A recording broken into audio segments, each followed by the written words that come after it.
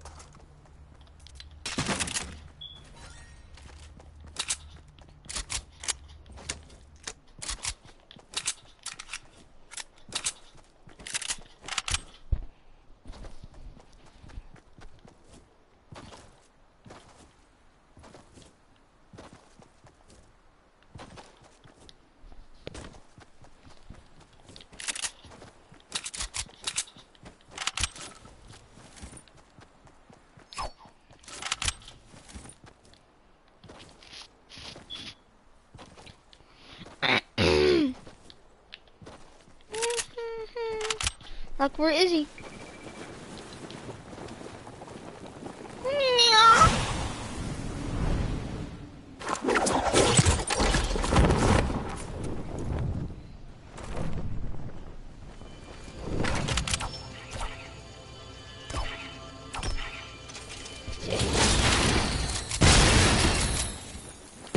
Where is he?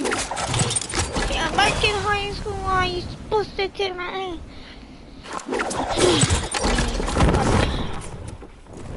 Where everybody at though?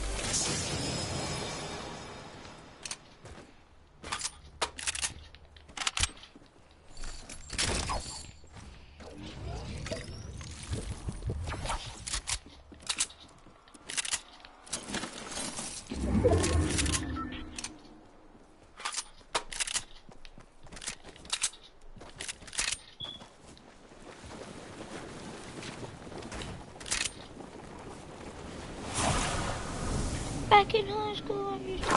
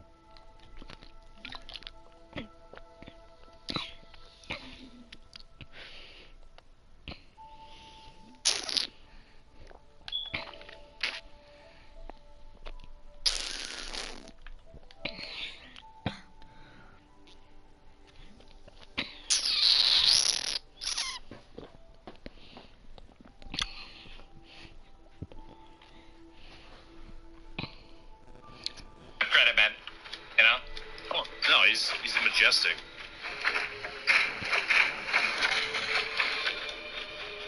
I really felt like I could do that, and I just couldn't.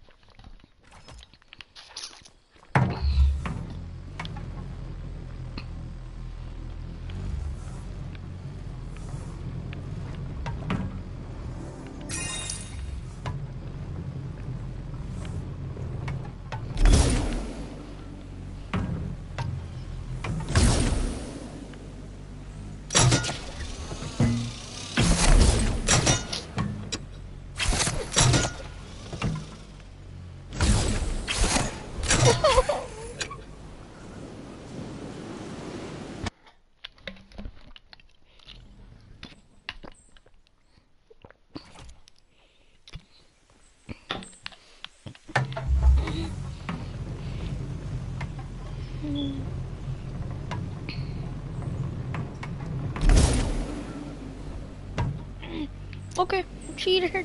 Kinda. Ah!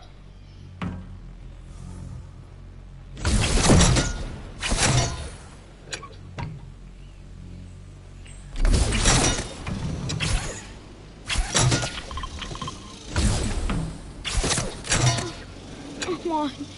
Please. Just make it up.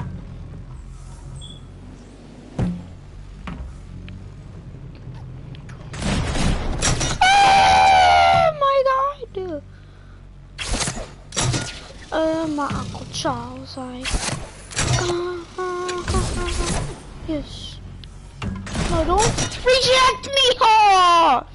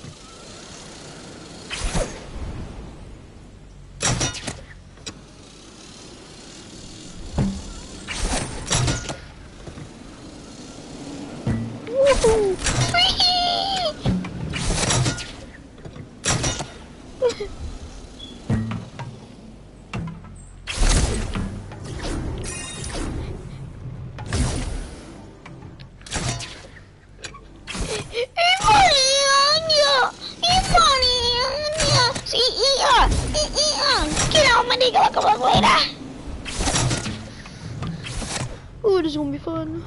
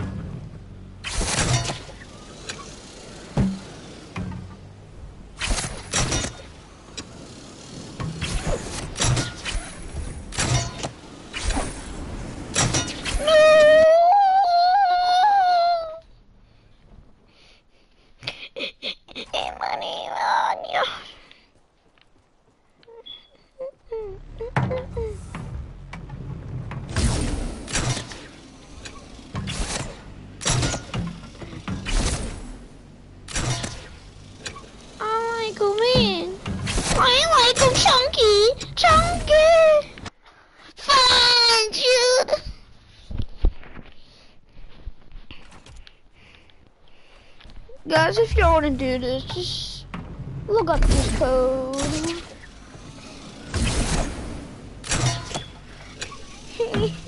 And I'm not cheating, guys. Ah! Money on you. I got to pee.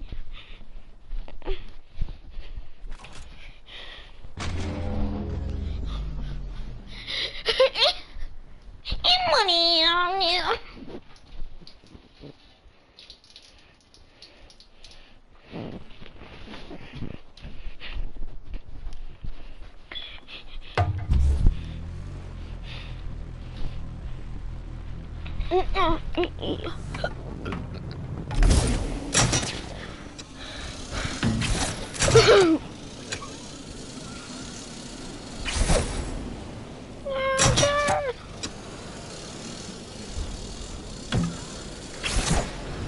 Yeah, send me back my pretty. Hey, run back to it.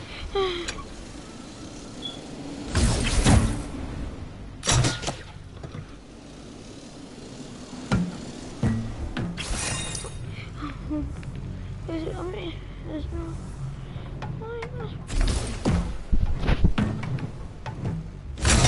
No.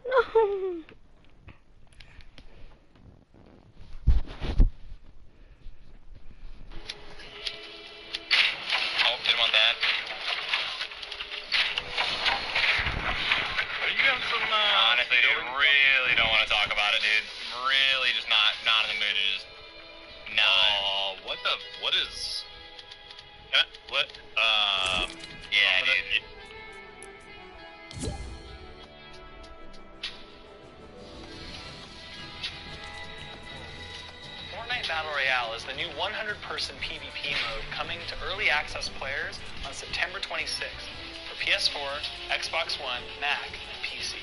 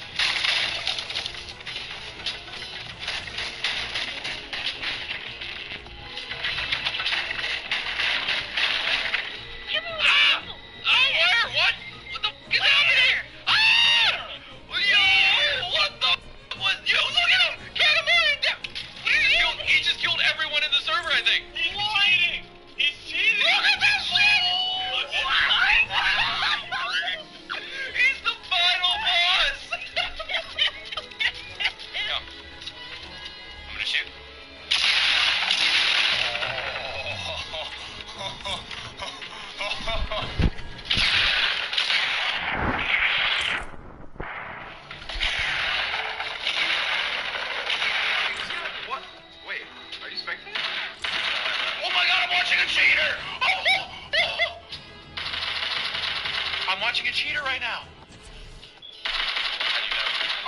Yeah, no, like he's like, I know, like you know. Go on my stream right now.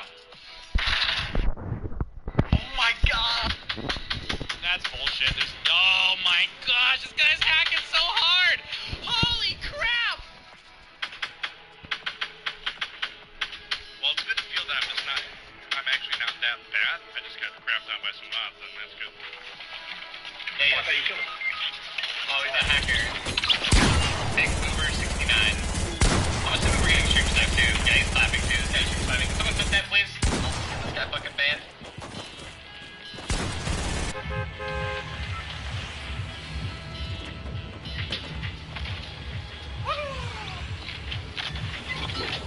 No, this is chat.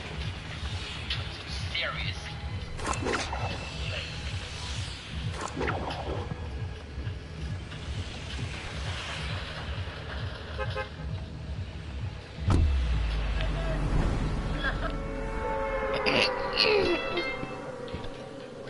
Honda's DNA, and at the Honda Dream Garage Spring event, you can experience it. With a 2019 Honda Pilot, a Kelly Honda Pilot at the Honda Dream Garage Spring event. How should I approach this? Oh shit, what was that? Oh no. He's looking up, Oh!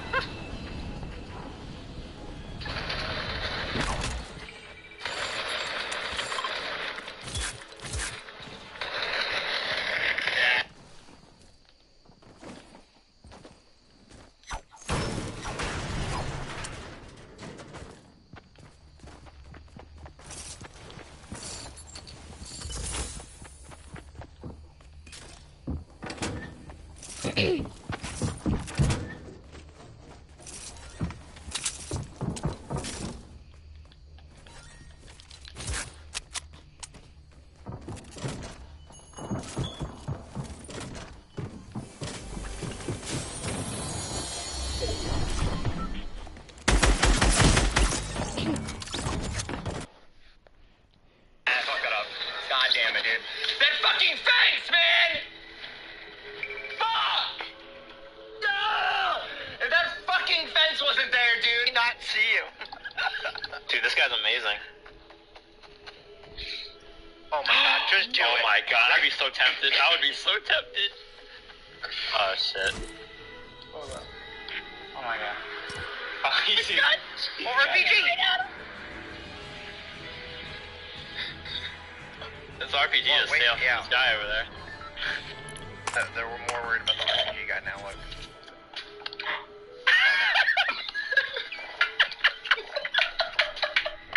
Does he see him or not?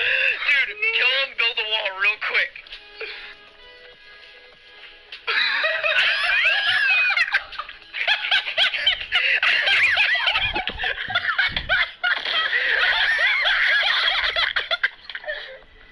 Oh god, that was great. Run. Hold up, we gotta add this guy.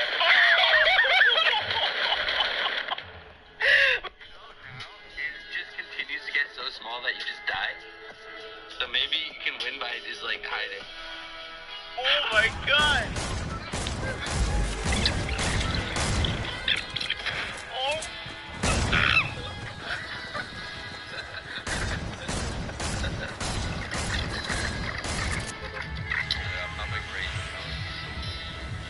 Oh my god. I felt that. Turn around, that's where you get to go.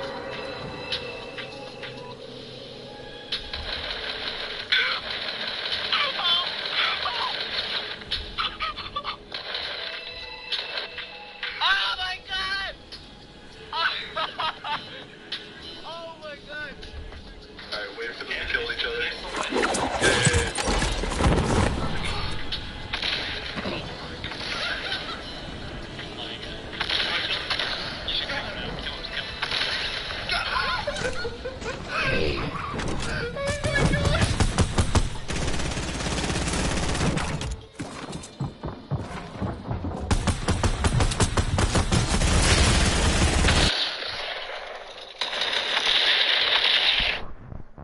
Dude, like, that's so cool, man. I love this game.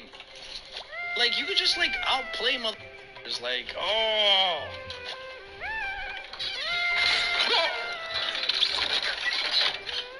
Speaking of outplayed, I didn't realize you could place traps.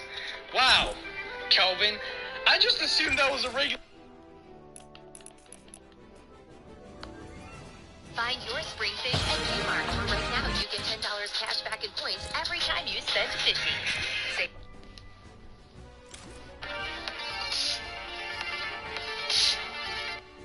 Welcome to the Kill Count, where we tally up the victims in all our favorite horror movies. I'm James A. Denise, and today we're looking at Leprechaun in the Hood, released direct-to-video in 2000. In the Hood is an easy target for people looking to piss off the Leprechaun series, which obviously I love to do, because of its high-concept title and prima facie absurdity. And to be sure, it is a silly movie, with a painfully low budget and at least one pretty problematic component. But it's also one of the best-acted and most character-driven entries in the series. Actors Anthony Montgomery, Rashawn Nall, and Red Grant play three hopeful rap artists trying to make their way out of the Hood and bring a lot of serious emotion to their roles. I care way more about these characters than I do any Jen, Dick, or Morty of the previous films. But don't get too excited, because in the end, this is still a Leprechaun movie. So let's see how many kills the little shit racks up in this one.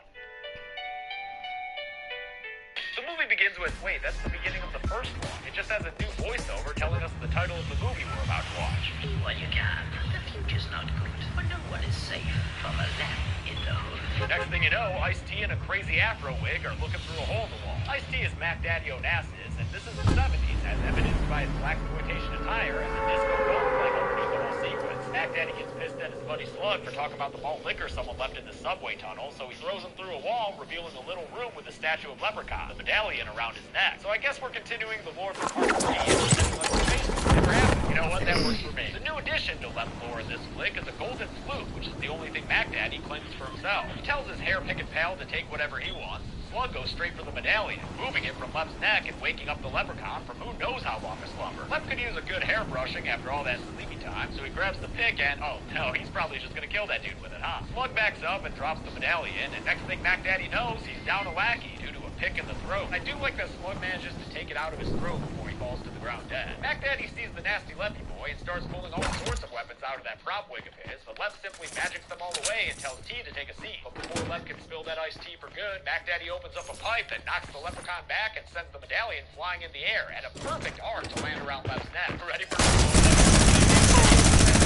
Stone is done in friggin' Photoshop close-ups, and the end result is really an appalling sight. But the important takeaway of this cold open is that Ice-T wins. Let's jump to the present, which means the year 2000, in Compton, California. A rap trio led by Postmaster P is auditioning to get into a Las Vegas competition that could lead them to fame and acclaim. Real talk, although P's beats and rhymes are pretty weak, you gotta love the message he's stealing. Postmaster P, y'all, positivity, the crew and me, we all got unity. Yeah, man, P's my dude, talking about being good people and shit. Too bad they're kind of fuck-ups and DJ Butch blows a speaker, ruining their audition and getting them tossed out. Then we witness the world's longest long take. And heads up, there are a lot of them in this movie, so you're gonna see a lot of those white flashes that I used to hide jump cuts. I just think the movie didn't have the budget to film scenes with different angles. But hey, you know what? They still made a movie. Maybe by following P's mantra. You gotta think positive. They go to another pawn shop? Yeah, where they try to sell a guitar to owner Jackie D, saying it was Hendrix's, but he ain't buying it. We learn a little more about the other characters here. Stray Bullet is a hustler who's trying to make it big no matter what, and Butch is a science nerd who also looks and acts like a Jordan Peele character. And Postmaster P? Postmaster, what is that shit? You ain't never been in the military. No, it's Postmaster P because I deliver a positive message, man, that's all. They tried the same Hendrix guitar trick with another store owner, Chow, but he doesn't fall for it either. With no money to fix that blown speaker, they're in dire straits when they see Mac Daddy Onassis, who has become something of a mogul. Stray is super impressed by his success, but Post dismisses him because he deals in gangster rap. When Mac Daddy stops his car to talk a little shit to him, Stray manages to convince him to give them a listen. Mac takes him to his office, where he keeps his frozen Leprechaun, and listens to their track, offering some very measured criticism. It's not much, but it's not the worst. He agrees to take them on, but only if they're willing to change the direction of the music to a much more aggressive and violent type thing. Shoot your motherfucking homeboy in the face type shit. Stray's down for that for sure, but P stands for protest, and Mac Daddy's time is not to be wasted. Get the fuck out of here! Without a new speaker, they can't perform in a competition, so Stray says they should sneak into Mac's place and steal the medallion they saw in the Leprechaun statue in his office. Kinda like Robin Hood. We're gonna be robbing in the hood. But P stands for personal property rights and says he won't participate, especially when Stray starts talking firearms. Later on, when Stray and Butch are pumping themselves up to get her done, they're surprised to find Postmaster P joining them, just as soon as he can get to him. Maybe a dissolve would help. Yeah, still taking a while. No, he's not there. You can do it, P. They bust into Mac Daddy's office, which in this light is most definitely a Butch does some science nerd shit to the glass case with the left. Stray finds gold chains, P finds a handgun, and that's when Mac Daddy enters for some midnight oil-burning business work. Butch's bomb goes off, and P ends up shooting Mac Daddy in the chest, turning this into a much bigger deal than just a robbery. Still, better follow through, I guess. They grab the medallion, and Post even grabs the flute from Mac Daddy's person. Right before they're in the clear, they hear a nasty leppy laugh coming from behind them. Unhand me gold, you thieving hoods. You got more loot than Tiger Woods. Ooh, Lep, you're like an embarrassing drunk. They shoot the nasty-looking Lep boy a whole bunch of times, because obviously, and then Butch drops the medallion on their way out the door. That's why they call him Butterfingers Butch. Lep's able to pull himself together and rise up out of some smoke right as Mac Daddy recovers from the slug that was stopped by one of his gold chains. But when he sees that Lep's all thawed and pissed, he hightails it out of there. Mac Daddy goes to a nightclub and ducks into the bathroom. But by now, everyone should know that's like the #2 place to run into leprechauns. After pawn shops, of course. And sure enough, right as he lights up a J to relax, Lep appears and is the kind of guy to immediately ask for a hit. Careful, Mac, you know he's probably gonna bogart it. Nah, instead, Lep's like an art school freshman when he's high and just starts reciting poetry. A friend with weed is a friend indeed, but a friend with gold is the best I'm told. He plays an old favorite and breaks off Mac's finger for his gold ring, then sends Mac away, telling him to go find his gold. On his way out, Lep gets into a fight with the bartender. When the dude goes to hit him with a mic stand, Lep shocks the hell out of him with some poorly done green lightning streaks. They go on for a while, finished by going into the dude's eyes, turning them green. The trio of pro tags go back to Jackie D, where they traded some of their stolen Lep gold for new sound equipment. The Post isn't interested in boring business deals. He's interested in that gold flute he blows into on a whim, only to find that it creates a magical sound that both puts Lep remotely to his ears and hypnotizes everyone around him, making them just try to figure out when he got that gold vape pen. The others snap out of the ruminations, and they go to Chow's place in one of those scenes where they obviously couldn't shoot from the other angle, since we never get a reverse shot of Chow. Which is a damn shame. I know you do, Chow. The same thing happens as before. Food is blown, and so is everyone's fucking mind. Wait, why is Lep in like a bar now? Or those girls? Why are they sleeping with sunglasses on? That night, Lep visits Jackie D and tells him he wants his gold back, but the only gold Jackie D has given up comes from his line deliveries. Well, I ain't buying no Halloween costumes, so you better just trick-or-treat your little ass on out of here. Lep leaves without us ever getting a reverse shot because 5 minutes later, Jackie D stops his car on his way home to find a woman he recognizes in the middle of the street. Jackie C?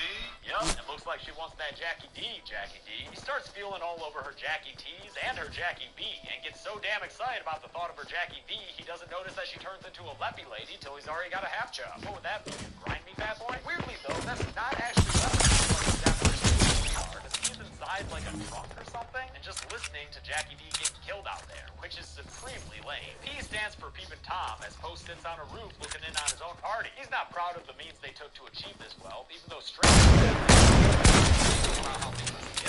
Besides, Post, you shouldn't even feel too guilty about that murder. Back from the grave is Mac Daddy Onassis, and he is pissed off. He yells at them to give him his flute, but when they deny knowing anything about it, he's done playing games. His fucked up finger gives them just enough time to jump down from the roof they're on top of and run away through the alley as Mac's bodyguard shoots him. These three are seriously shook by getting shot at. I mean, Vegas. Mac Daddy knows everyone. They seek shelter at Miss Fontaine's, a transgender. And unsurprisingly, she agrees to let them stay with her as long as they let her hang out at their rehearsal, which they do on Fontaine's back patio bills. The practice is interrupted by a loud causing staff. P stands for playing that flute, and the airy sounds when the naysayer over. Flute practice turns into a full-on performance with a big crowd of people, but again, hard not to notice that there are no shots from the opposite angle. Makes it real obvious that this is all good.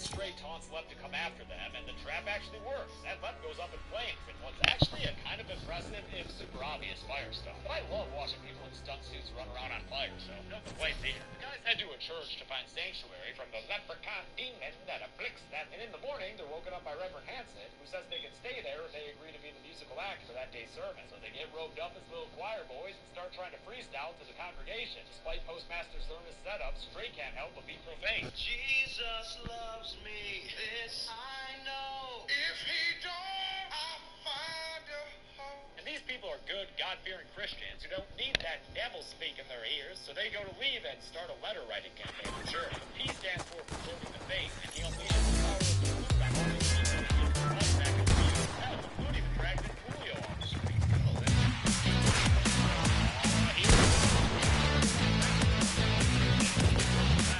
God, the people are loving it. Stray is awed by the power of the flute. There's no time to be full of wonder, y'all. See out the window, Mac Daddy's here. The boys free upstairs, where a Scooby-Doo-like physical gag from Gifts of the Leprechaun has also tracked them down.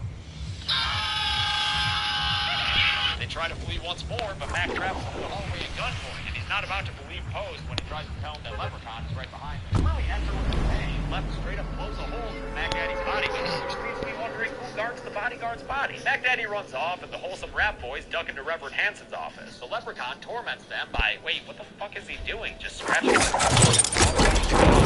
What? Seriously, why is he doing this? Eventually, he starts trying to knock it down, but Post has an idea.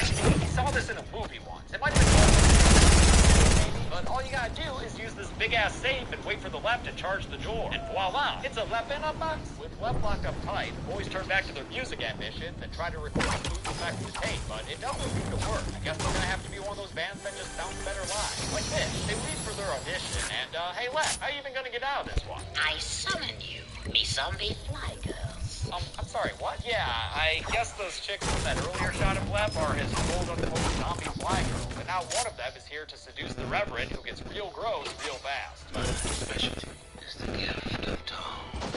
But maybe keep that tongue in your mouth, Reverend. That chick's got green eyes, and somehow that, safe and put his hand through Hanson's back to kill him? I mean, cool kill and all, but how'd he get out?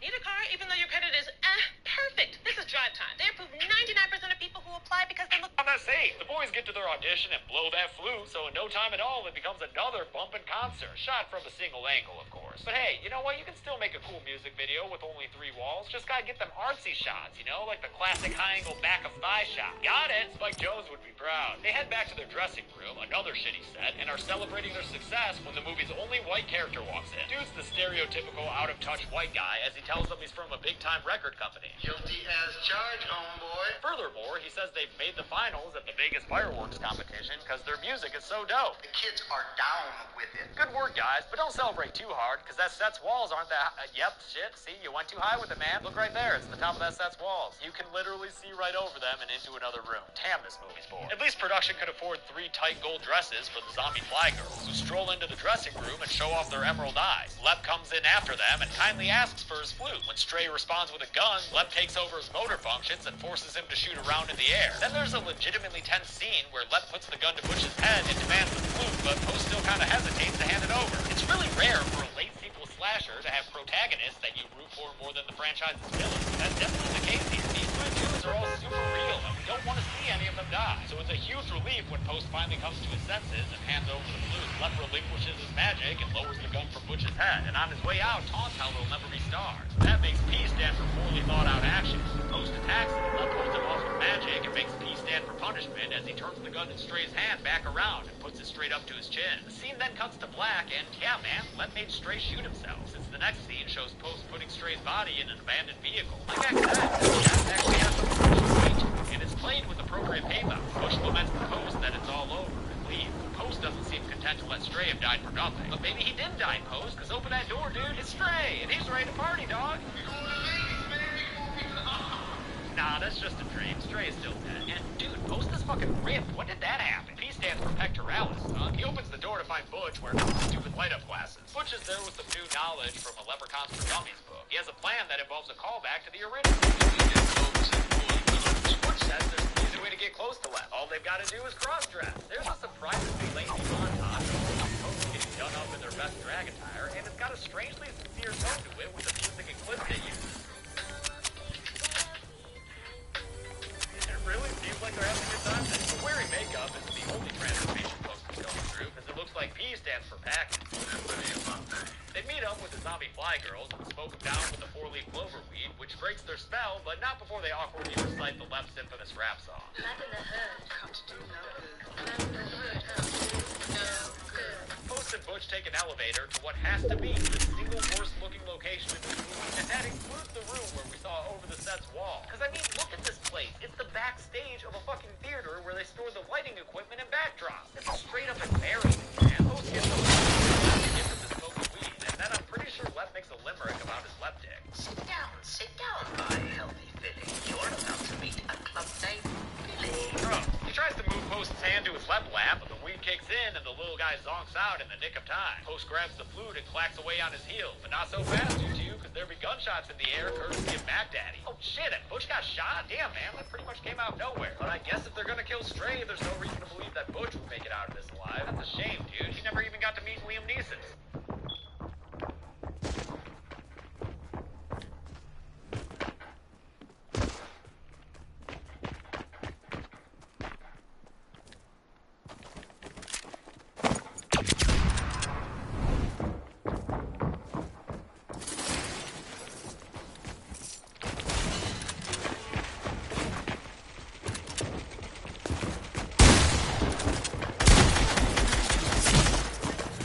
God, third party here, bitch. Now P stands for proportional punishment, because even after Mac says he's got the only thing that can defeat the Leprechaun, Post shoots Mac 3 times like he did Butch. Once in the shoulder, then the gut, then in the, just general torso area. Lep comes downstairs and knocks Post on his ass against a pole. Oh, remember that you're in a dress there, dude. Maybe just, close your... No? Alright. While Post is airing out, Mac Daddy gets back up and takes a chair to Lep's head. Fuck off! That just pisses Lep off, though, and he does another magic bullet straight into Mac's gut, blowing him apart and finally killing him once and for all. When Mac went down, he happened to toss the medallion into the air, and once again, it conveniently comes down at the perfect trajectory to snare the little Lep shit. Or at least we assume that's what happens when the screen goes black and we hear Lep scream. Cut to a bump and bar where Postmaster P is giving a very smoky performance of the same 4 fucking lines over and over. Seriously, the song is so repetitive, it sounds like it's by Fatboy Slim. The movie ends with Post taking off his glasses to reveal some zombie fly boy eyes, because it looks like he's got a new manager. I taught him everything he knows. Oh, yeah. Okay, and that's the end of the movie. It's the official truck of calloused hands and elbow grease.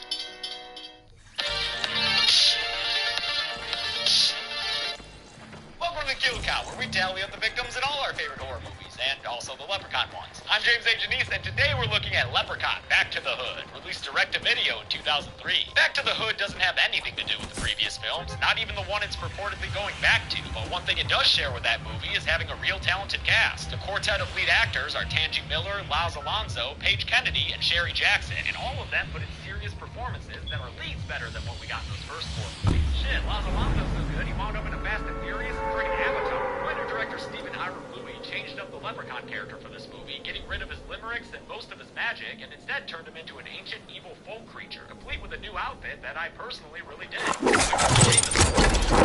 His last time playing the little shit. How many kills did Davis's Left get on his farewell tour of the hood? Let's find out and get to them. The movie begins with a Disney-style book telling us backstory through some pretty cool animation. We learned that leprechauns are forest spirits who guarded their gold from falling into the hands of wicked men. Side note, I've seen some kill counts online, including knights and kings who die in this animation, but I'm not gonna put them on my list, because it's more of a folktale told within the movie. Anyway, when the leprechauns considered their job done, they went back to living in the woods, all except for one little shit who refused to go back home. Are you too blue for your home, leprechaun? Answer me! Turns to this dude, Father Jacob, who's real brave and fearful and sweaty. He go off his rocker that he attacked a friggin' rainbow with a shovel. Careful there, man. You might accidentally hit that little lad who's very free. Eventually, we see what he's so afraid of. It's Leprechaun in his cool new clothes. Looking kind of babadooky there, Leppy boy. Jacob gets all crazy-eyed and starts splashing the leprechaun with some holy clover water. Yeah, Clovis. Lep gets so pissed they get into a little splashy stabby fight. Jacob comes out on top and vanishes Lep back into the earth from whence he came. Lep gets dragged down into the ground by a bunch of hands. Man, I wish Freddy Glove would pop up and grab the little leprechaun hand. Mission accomplished, Jacob apologizes to this youth center sign and dies. Shame about that weird Chinese blood coming out of him, but whatever, I guess. Go with God, Jacob. It's 1 year later now, project died with Father Jamie, as I learned from our soon-to-be heroes, Emily, Lisa, and Jamie. Lisa's great because she's real good at spelling out the movie's themes without any... How come every time something good's about to happen, somebody always gotta go and fuck it up? Jamie, meanwhile, is in some serious shit with this dude Watson because he owes him money for drugs. Now, so Watson shakes him down, takes his shoes, and gives him till the end of the week to pay him. Sounds like Jamie's life needs to take a serious U-turn. Watson's also got a problem with Emily's ex-boyfriend Rory, who's new to the drug dealing game and has been selling in Watson's territory. Also working for him, though, because he's obviously making enough to live out his anime-inspired dreams with his little cap and jacket and motorcycle. It's so cute. Watson's Lieutenant Cedric, played by rapper Sticky Fingers, talks mad shit, but you know how much Rory gives a fuck? The amount it takes to do a drive-by batting, boom, it's a home run, and Watson goes wild. Emily and Lisa have a little malfunction, which triggers another overt thematic statement from Lisa. I think there's a better part, Sam. Why our lives gotta be like this? Emily promises that things will get better, an optimism that keeps her working at a beauty salon while she tries to save up for college. Some peanut gallery ladies make fun of her for wanting to go to Kansas State, but Emily's bigger annoyance is Chanel, the chick dating her ex Rory, and who's played by the absolutely lovely Keisha Sharp. Can I get some service up in here? Okay, so her character's not exactly lovely here, but from my experience watching Lethal Weapon footage at my old job, she is a gem of a person. Emily and Lisa go to a psychic, Esmeralda, who looks into her scale model son and starts talking to Emily about how she loves a man and shit. What do you think of that scam, lady? But then she excites Emily by saying she'll come into Rich's soon. But not so fast there, Em, because some freaky-deaky light flickering happens, and Esmeralda flips out, saying the treasure must be denied when offered, because it'll actually be a little shitty. Cue a fucking page peel to see where James is asking him for a hit. No, you can't have none. He finds a 4-leaf clover in the weed he bought from Rory, so he goes to complain and tell Rory that he needs better customer service. Do I look like a Kmart? He also tries real hard to convince Rory that the new slang everyone's using is the word ninja. Filled with clovers, ninja. Ninja? I don't think it's gonna stick. I don't know who's the more annoying customer for Rory, Jamie or this movie's clueless white dude character who buys Rory for and then they give his clients. My clients love this shit. I'm no more because of this. Chronic! Jamie brings Rory to a little picnic they're all having at the youth center construction site when, holy shit, it's a goddamn rainbow! And it feels so good. Get that color all up in my bod. Yeah, I have no idea what that is. Although when Rory tries to talk to Emily, who's mad at him for the whole drug dealing thing, she walks away and like I said, they didn't get far on that youth center project, but I guess they get out. Emily decides to explore this candles and cobwebs and a fun-sized treasure chest. Rory comes down just in time to join Emily as she opens one. They count up the souls of gold and figure out that there's a whole lot of money here, and Emily's happy to share it equally among the 4 of them. It's more than enough. We can all benefit. Yep, as long as they spend it responsibly. What do you think the odds of that happening are? Not high. Montage. And I ain't never seen no fiscally responsible montage. Nah, these ladies buy a car that's probably too expensive and take their riches to Rodeo Drive, a famously expensive shopping district in the famously expensive Beverly Hills. It's where they rode horses in The Bachelorette last season, a reference my viewing demographic is sure to appreciate. As far as the dudes go, Jamie responsibly pays back Watson to get out of debt and irresponsibly buys 2 garbage bags full of weed from him too. And Rory bought Chanel a whole bunch of stuff, as well as a Glock for himself, although she's free to grab his gun whenever she pleases. With his gold Leppy powers activated, the Lep man awakens, punching through his shallow dirt bed to grope the open air above it. He must really want to get far from the ground after that burial, because he's perched in a tree like a gargoyle watching Emily and Lisa drive around a corner. That means he probably found out about this party they're having where they're playing some off-brand Nelly. Jamie takes a friend up to his room so they can light it up and take a puff, but after Jamie leaves with the lady, the Lep shows up and is like, pass it to me now. The guy does, and Lep has such a good time, he winds up rolling around on the floor like a little giggle puss. But he sobers up real fast when he sees one of his gold shillings that the dude tries to pocket for himself. Lep immediately turns violent, stabbing the dude in the gut with a bong and killing him, even though if the bong was sharp enough to impale his torso, how are you about to put your mouth on that thing? Lep wanders downstairs because that dude got the munchies, or he's pregnant. Either way, he's going for those pickles. It's a real goofball scene since Jamie never notices him, even slamming the fridge door in his face. I get that it's supposed to be funny, but it's also kind of dumb, especially when it ends with Jamie accidentally locking Lep inside the fridge and Lep just hotboxes it. Emily and Lisa find the Lep's broken bong victim, and the cops come to clear the place out. This one cop, Officer Whitaker, questions Rory like he's in The Wire or some shit. You've been making a lot of moves on the street in the past couple of days, Rory.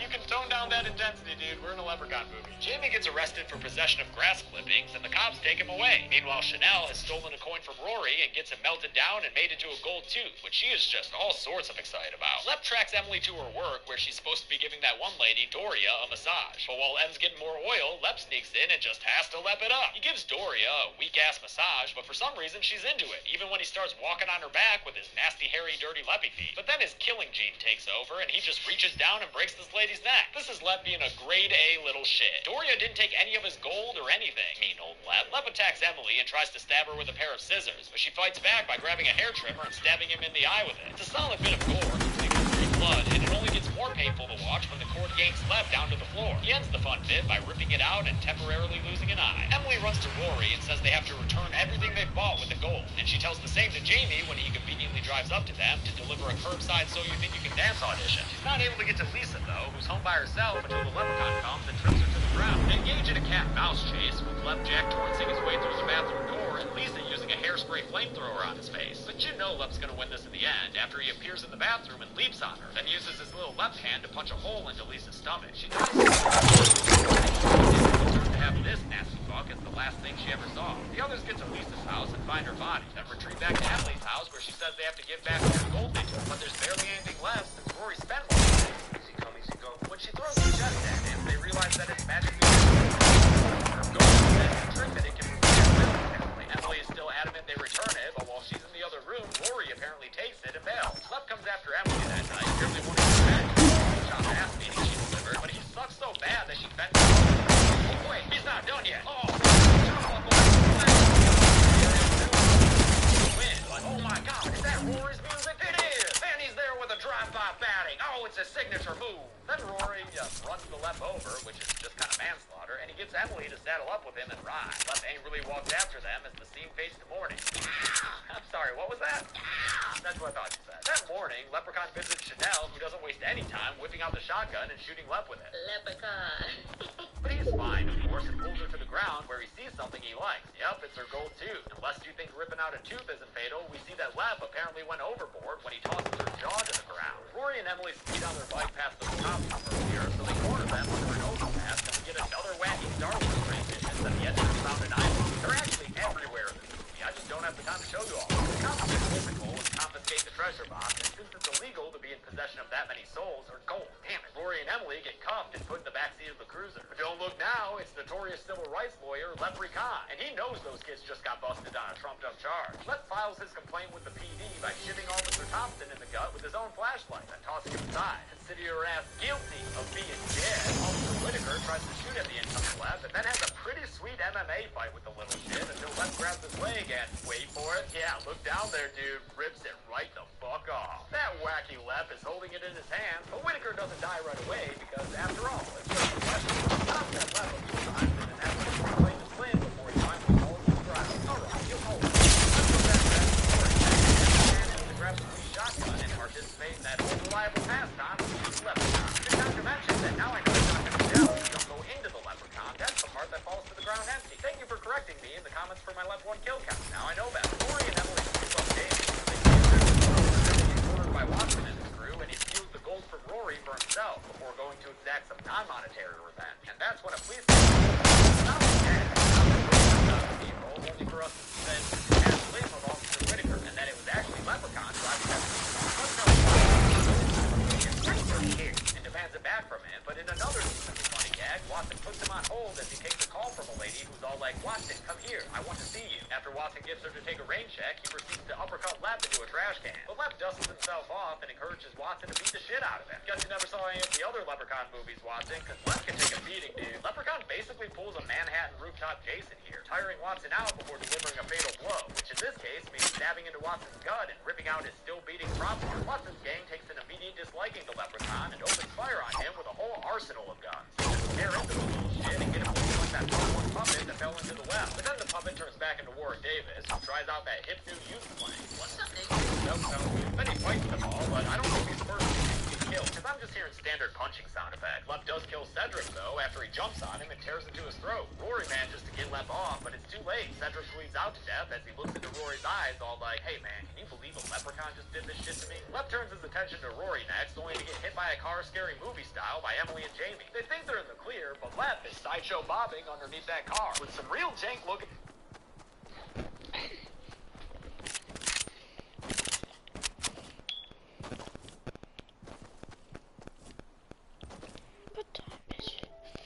633, okay. I mean, I'll just play all day, really.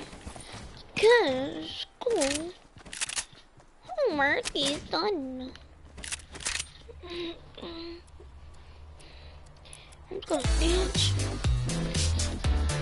Imagine Kobe.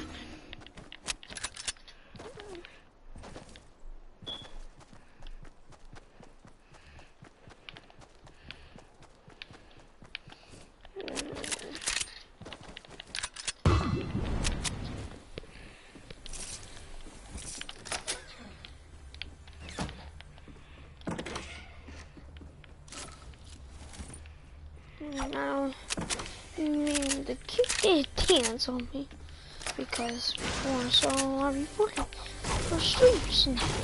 And guys, if y'all haven't kicked that I was fighting, did get banned, but now they're looking towards me getting banned because I did not kill him physically. Because he waved at me. It's like, okay. But hopefully I didn't get banned, but I'll keep y'all updated.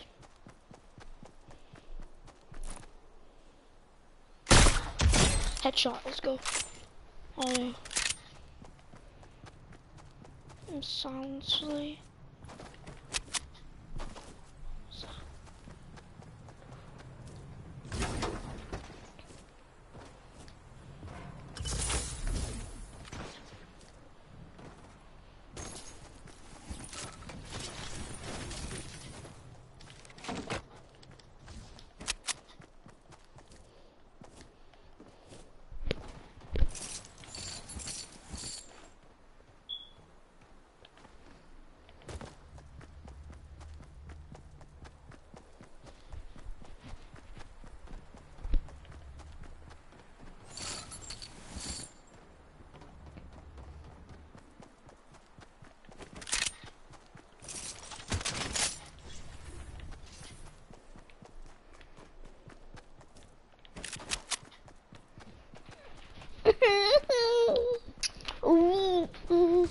Watch out. I think.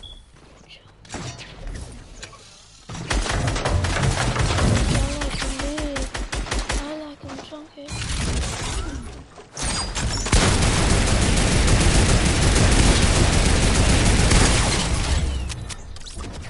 Yeah.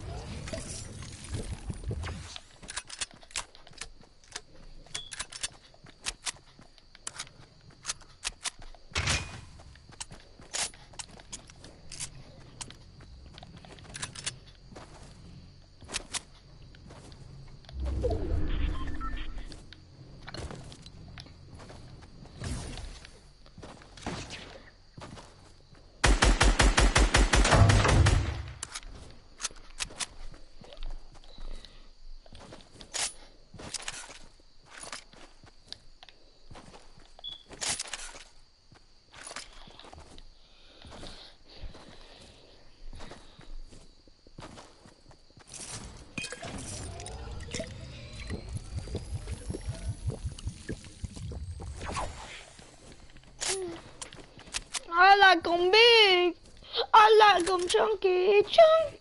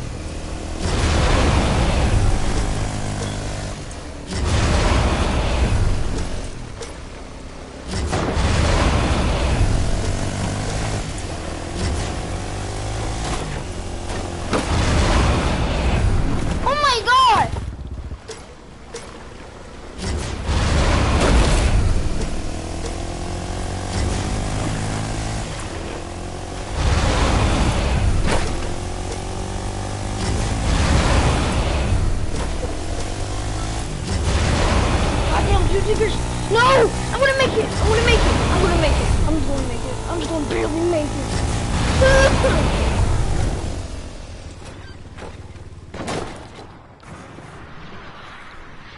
Stop this bitch.